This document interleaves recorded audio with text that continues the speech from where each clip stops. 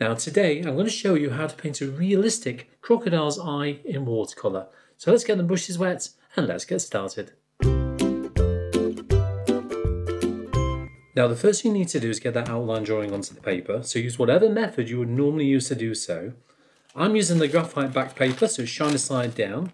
Slide that between the printout and also the watercolour surface. Grab yourself a decent pencil, one which is a hard leaded pencil. This is a mechanical pencil. Faber-Castell 0.5 nib, has a 2H lead. So it's got a reasonable hardness to this lead. Then trace around all the little lines that you can see, all the main lines anyway. Once you've done that, you'll end up with something like that there, which is very dark indeed. I'm going to lighten that down a little bit with my putty eraser. But if you do something similar to this, what I suggest you do is lighten it so you can just about see those lines. Because one thing you don't want is some hard lines showing through the watercolour. Now the eye's got a lot of colour in it, hasn't it? But you can see yellows, you can see greens, and even a hint of blue in there as well. So what we've got to think about are the main colours for the eye. So let's start off with the reflection that we've got here first of all. And I can see blue in there, obviously like a pale blue colour. Let's get that in, and there's also a bit of pale blue around there as well, just above the pupil there, isn't there?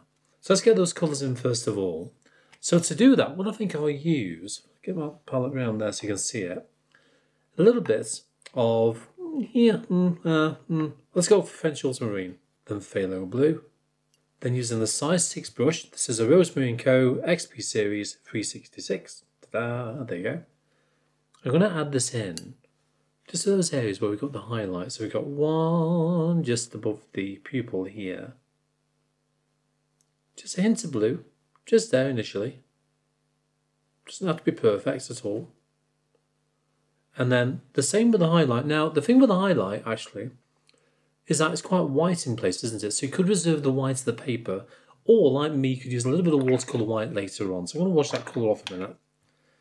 I'm going to come back in with a damp, clean brush, make sure it's not too wet, and then dampen down the highlighted area. Now, I know I can see the green lines going through. A tiny amount of water is all you need. In between each individual section we can see. Not that central one, that's all green, isn't it, in there? Like that. Grab some blue. Just touch that in. Within the background here. Just a little bit. There it goes, all white down there, doesn't it? All white. Just a hint of blue. Might make it slightly stronger towards the very top. And that's it. That's it. Now, when you look around the outside of the pupil here, you can see the colour's like a very pale green, isn't it? Like a bluey green. And also towards the edge here as well. And for that, what I'll use is Cerulean Blue and Gamboa Hue, I think, looking at the colours that we've got there. And the reason why I'm using those colours, because I want more of a, like a bluey green, you know, not a bright green or anything like that, more of a bluey green. And the way to do this is really by testing your colours out on some scrap watercolour paper first of all. And that's the sort of thing I do here, look. Just give us some general idea what to do. And do that before you make a start on the painting. At least that way around you've got some good idea of the colours you'll be using for that painting. Rather than putting the colour on the paper and then finding out it's not the right colour. Believe me, I've done it. I have, honestly. So Cerulean Blue, that colour there, a little bit of that. And also the Gamboa Hue. Make sure you've got a clean brush, especially when you're going into a yellow colour. Look at that colour, lovely, isn't it? But that's not what we want. We want it more on the blue side than the green side. Something like that. Okay, back to your size 6. Grab some of that colour. We'll apply this around the edge of the pupil. If it's too dark, damp clean brush, soften it back just a touch. Soften it back. Like that. In fact, I might put a little bit of water around this side. Just so slightly paler. I'm going to blend this out a touch as well. So same on the other side, like that, look. And maybe a little bit around here. In fact, I might put a bit more Gamboa Hue in there. just to green it slightly more. Like that. Then damp clean brush, and then soften the edges down a little bit so it just blends to the white of the paper. The same on this side as well. Anywhere else? Not really, I don't think. I think that's probably all we need for that area. Okay, quick blast with the hairdryer from a distance, not too close, and then we can start thinking about the main colours within the iris. Okay, the next colour. I'm going to go for a mixture of Gamboa Hue, Phthalo Blue, and also Cerulean Blue. Now that's going to be that colour there. So that's going to be the Gamboa Hue and the Phthalo Blue, this lovely green. And this mixture here is just an addition of the Cerulean Blue. So Gamboa Hue is the first one using my half pans. Okay, if you've got tube paints, it doesn't really matter, whichever way you want to do it. Okay, so that's the Gamboa Hue. Let's go for a touch of Phthalo Blue now. This is really strong, so be careful with that colour. Put a little bit in to begin with. Test the water first. Not enough, so rinse that brush out again. Give it a semi-dry, like that. Then go a little bit more now. Oh, see, that's getting better. Starting to warm up now, isn't it? And I think that should just about do. If you're not sure, get some scrap watercolour paper and give it a quick test as well and see what you think. So that's not bad, is it? Yeah, that's not too bad. So that's one colour. What I might do, you know, as well, add a little bit of Gamboa Hue on its own into a separate well, which will be this one here just off screen. I'm going to add that one on the paper first of all. Get a bit of a bright background. Size 6 brush again. Oh, got a bit of a spillage on there, you know. If you want to get that off, damp clean brush like that. Give it a bit of a wiggle. Then tap it with some kitchen roll and it's gone. A little bit more there, but it doesn't matter anyway for this area. Okay, right. Clean brush. Preferably clean water. Mine isn't that clean at the moment, but probably have to change it halfway through.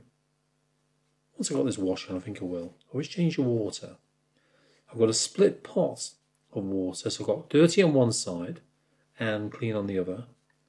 And when I wash my brush out, I'll wash it within the dirty area first of all, and then within the clean area. At least that way around, my clean water stays cleaner longer, and I end up with a very clean brush at the end of it as well. So dampen it down. Remember this little tiny V shape down here. Go for the yellow. So the cadmium hue. Oh, look at that, that's strong. Now, because I already put water on the paper, that water will dilute this colour down.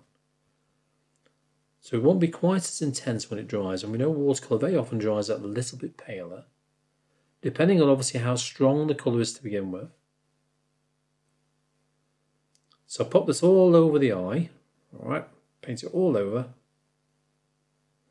Trying to maintain the wetness of the paper as you do so. Now I know we've got a highlight there, and I'm not too worried if I cover the highlights up, because I'm going to always add the highlight in afterwards anyway. Once that's on, then switch to your green colour. You know the one now. Then start tapping this in places. I suggest you kind of tap it in first of all, because if it's too strong, just gently mix it together then, can't you? So you can take some paint off the brush like that. Then very gently, using tiny circles, just blend it. Give it a light blend. You can leave it slightly mottled as well, like so. That will kind of naturally blend together anyway on the paper, won't it? The same on this side as well. Just adding the colour on the paper. This is all that background colour we're looking at, isn't it? Should be a little bit of blue in that area there, shouldn't there? Oh well, never mind. That can go in later on. We have ways of doing things. That's very green. Ooh. Okay. Maybe a little bit more, just to the very top here. Got plenty of paint made up. And then just a touch of our bluey green. So, and you can see that's separated quite a lot though, isn't it? So we give it a remix, just a touch of that down on this edge down here. Like that. Very lightly. Take some of that paint off if it's too much.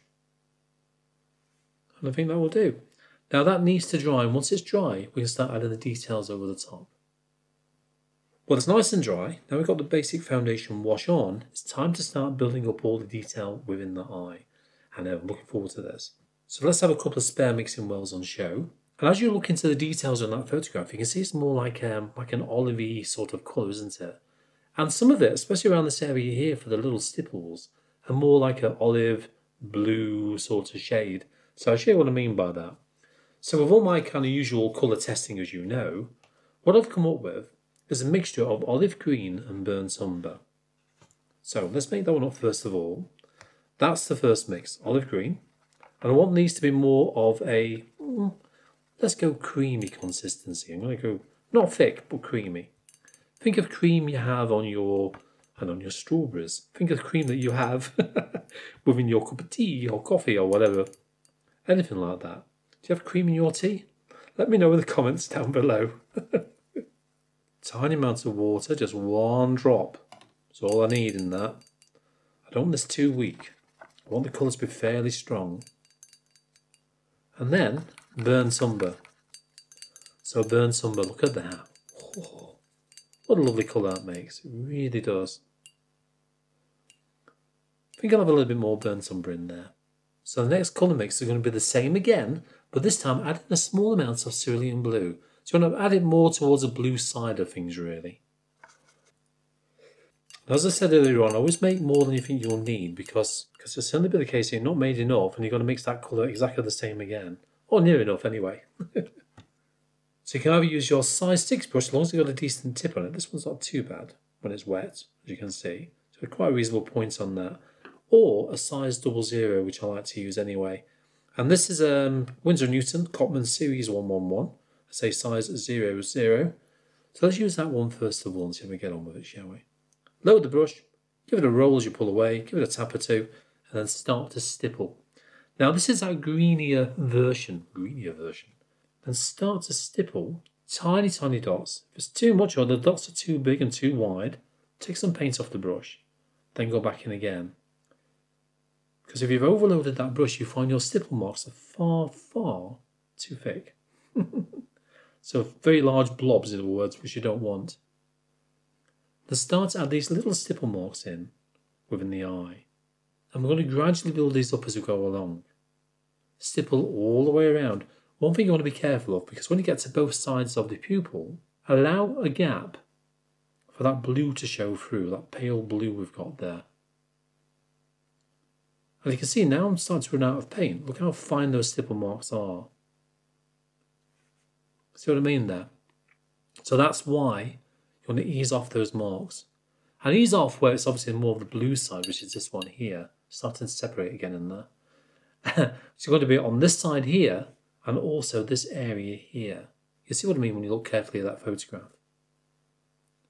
Then carry on with the green, allowing some of that yellow to show through as well. And you find actually it's more concentrated around this area here, probably around there. But the further out you go, the less concentration there'll be. So you've got little pockets of concentration, for example, like this area here. Get a little bit more paint. Just touch the tip of the brush within that mix there. So more of a concentration here, bit of a gap. Then between the two for that gap, just put a few odd ones in between. But only a few. So you've still got these kind of sections here, these blocks, if you wish.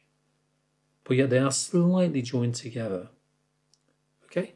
So that's what you got to do. So work your way around the eye. Take your time. There's no rush. You should never rush your painting. Unless, of course, it's very loose and spontaneous work. That's different, I know. And have fun with those paints. Okay? And every few seconds, keep looking back and forth to that reference photograph. Just make sure that you can see the colours. You can see where the dots go. You don't paint every single dot, obviously. Just to make sure that you can see where everything goes within that eye. Okay, let's crack on now, shall we? Get these details on this eye.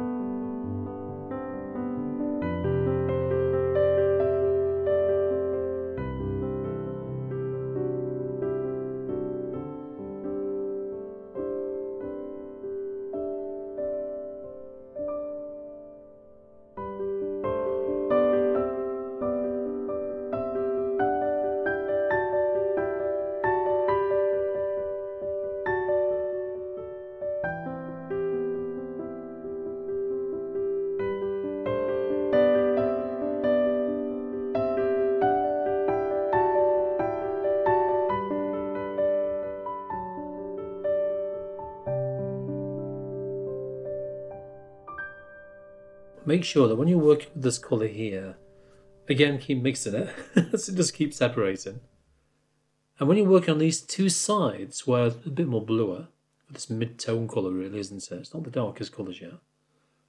That you're going to blend it so it's more concentrated around here, for example, and as it is there. Blend it slightly into the greener areas then. So what I mean by that is increase the amount of dots towards this area, allowing much of that yellow to show through still. As you work your way from that section, just reduce the amount of dots as you do so. And a few more down there, just a few blending now in towards this greener area. Or the olive green area, isn't it really? And where we've got the edge of the eye there, so you've got a section here and I'm going to stipple in.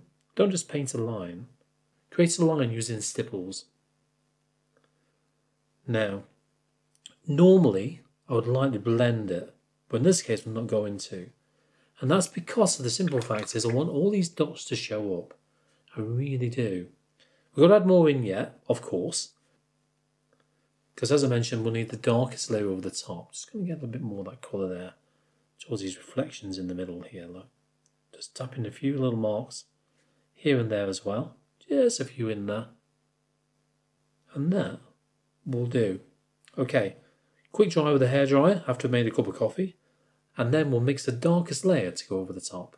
Now painting something like this is really good fun, isn't it? Especially when it's a wildlife subject.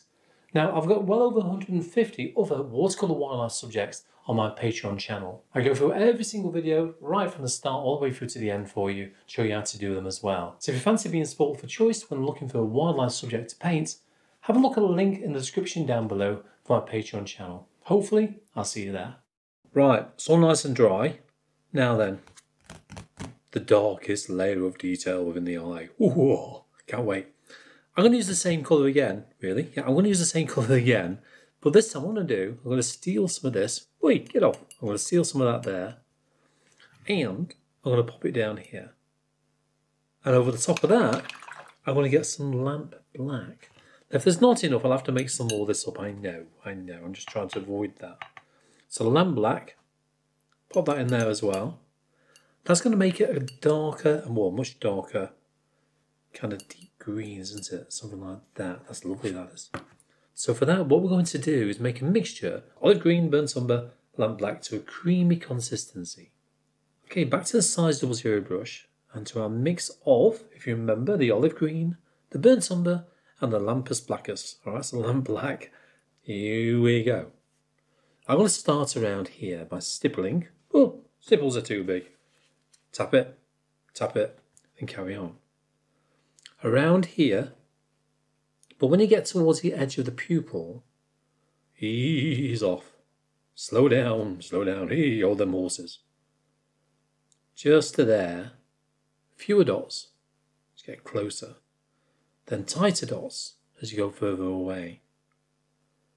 Remember, this is the darkest layer within the eye.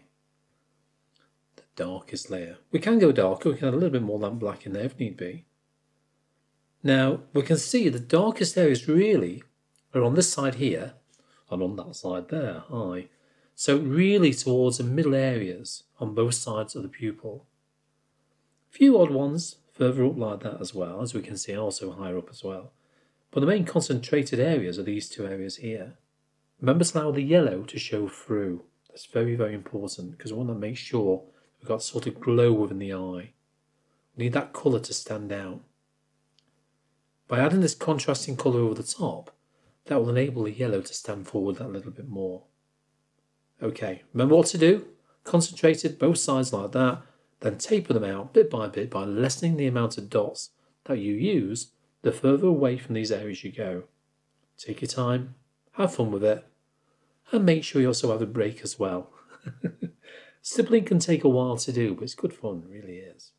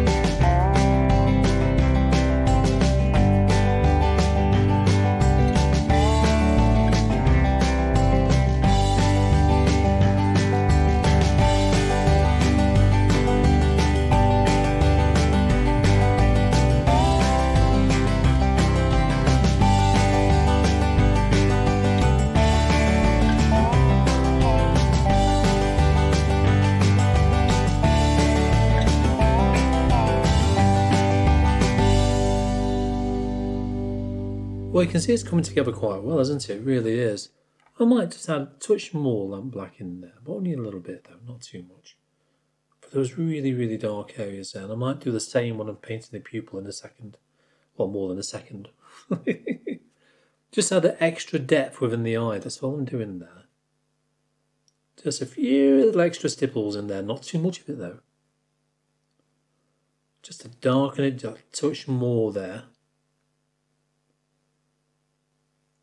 That's the good thing about using mixing wells, you can just add a little bit of extra colour, in this case dark colours, black, just in one corner there, look, and mix just a touch of that sort of deep olive colour into that. So therefore it's not just black on its own, which can be very flat on its own, it really can. Just adds to the colour, it really does. Just kind of warms it up slightly.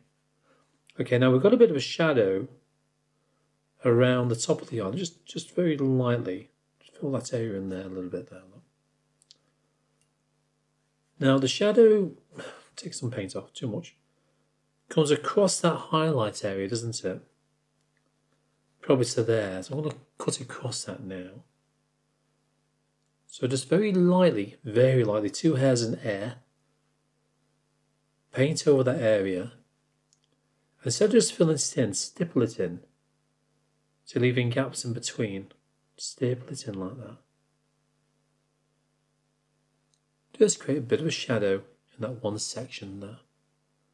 Dips down about there as well. To the tiny, tiny gaps there now, can't you? Now, looking around this highlighted area, we need to neaten this out. So to do that, we can switch between all our colours that we've already got. So we've got our green here. If you remember, that particular one was the olive green and the burnt umber. I'm going to use that initially just to tidy up the highlighted area. Looking at where some of these lines go across. Now, it doesn't have to be perfect, we know that. It gives an indication of what it looks like. That's all we're after, really. That goes probably around there. That goes probably around there like that. Then you got this V shape coming down in between. As I said, I will use a little bit of watercolour white in there anyway. We've got a line going across. It looks like a gate, doesn't it? Like a fence of some form in there. It's amazing what you can see when you look through a highlight with an eye. Sometimes you even see yourself. Right, here we go. Painting the pupil. Now, always underpaint it first of all. I can see a little bit of blue in there saying that as well. I'm going to paint this in first. Keeping very tight to our line there. If you're not sure, if you're not confident about painting within that line that you can see, go a little bit shy of it first of all. So you're not touching the edge of that pencil mark. And then when you're confident with the way it's going, you can just very lightly, very carefully, just go around the edge again, just widening that pupil just a touch more. That's all you need to do. It's an unusual shape this as well, isn't it? Bit of a block, a bit of a kind of square edge at the top there. Then curls down. But I think what I might do, I might just try a different technique in a bit. Let's just fill it in. Pardon? Let's just fill it in.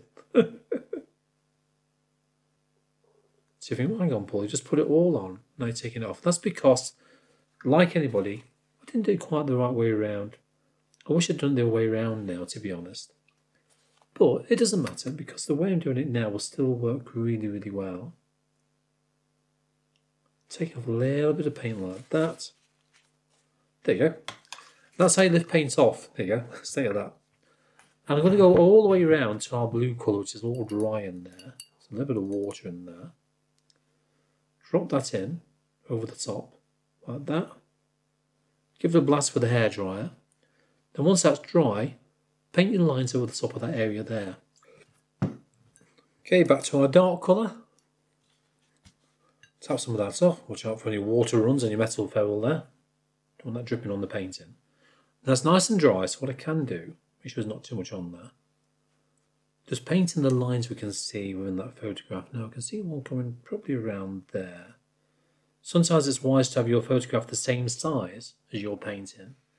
At least that way around when you're working on it, you know that you're not trying to paint too much in the way of detail, because if you can't see it, you can't really paint it, can you? So try and have it the same size. Got a line going across there. Bit of a window, really, isn't it? That's what it sort of looks like. Bit of crisscross. A bit more of a lattice work. And there as well. There we go. Now that's better, isn't it? That's much, much better now. Other than that, all you need to do is think about neatening up all the other areas around the eye. So, for example, all this area here is still a little bit kind of patchy, isn't it? So I can go back to my green colour, whichever green you want, maybe this bluey green. Try a little bit of that first of all. And use some more stipples around this area, just kind of blend it together just a touch more. Then once this is dry, what we can do is just finish off the rest of the eye on the left hand side, and then probably even go in with a little bit of watercolour white to add some highlights.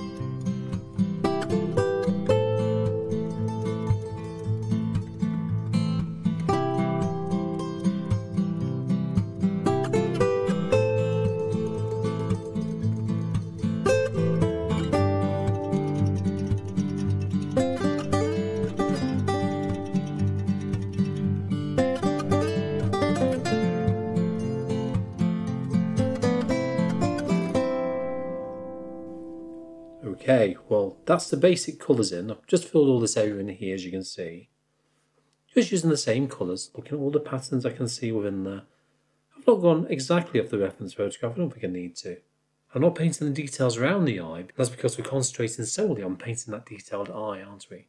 Right, while that's drying, let's work on the inside of the eye now for the highlights. I'm going to get a little bit of watercolour white. Now, what white you use is entirely up to you. I do have a materials list below this video in the description of all the things that I tend to use for my paintings, okay? And that includes watercolour white.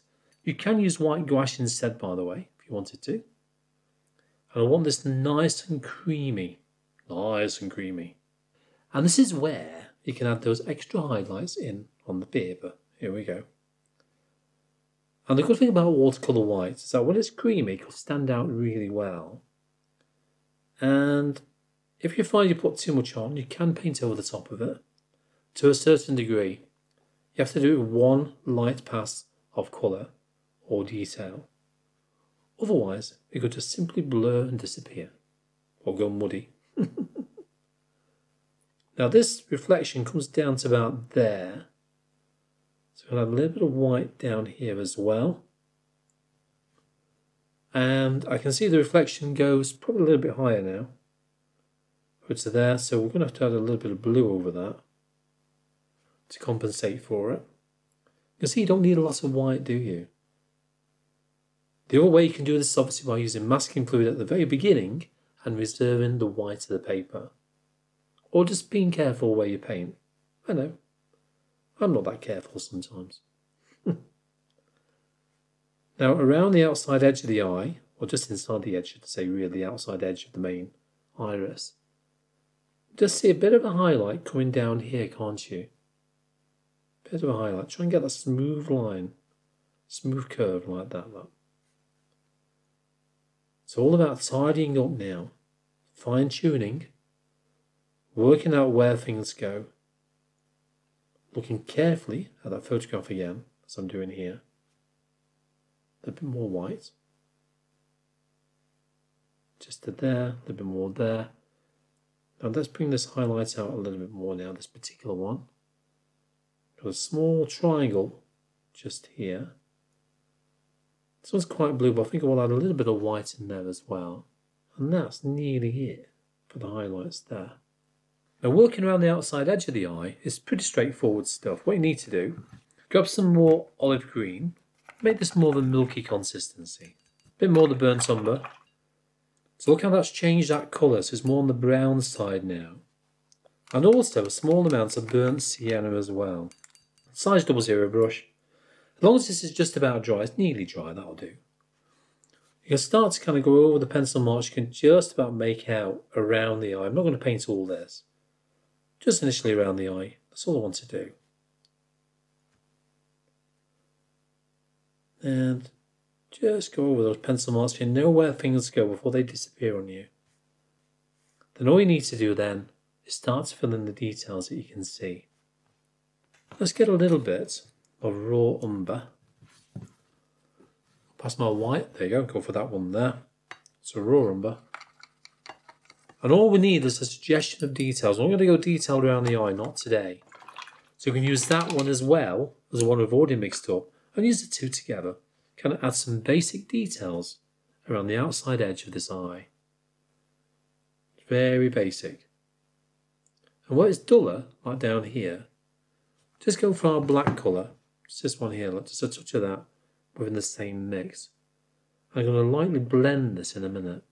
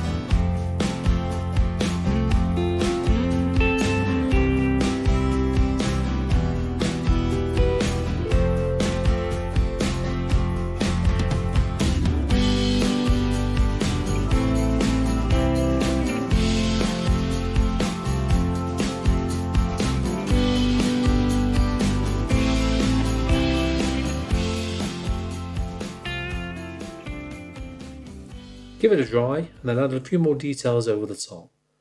Okay, back to our darkest colour. Load it up, give it a roll, give it a couple of taps, and start painting some basic details around the eye. I keep saying basic, don't I? But you know that's all we're trying to do today. Looking at where some of the patterns go really. That's all I'm trying to do here. Think about the curve as well as it works its way up. And the thing is, when you try and do something fairly swiftly, is to not spend too much time on something and then really makes you think when you're working quickly like this lot. It really does make you think. In fact, this resembles in a way the way I tend to paint wood. I know. By working with textures. I do like painting wooden textures.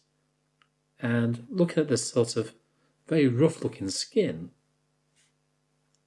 sort of resembles that in a way. In a very loose way, of course.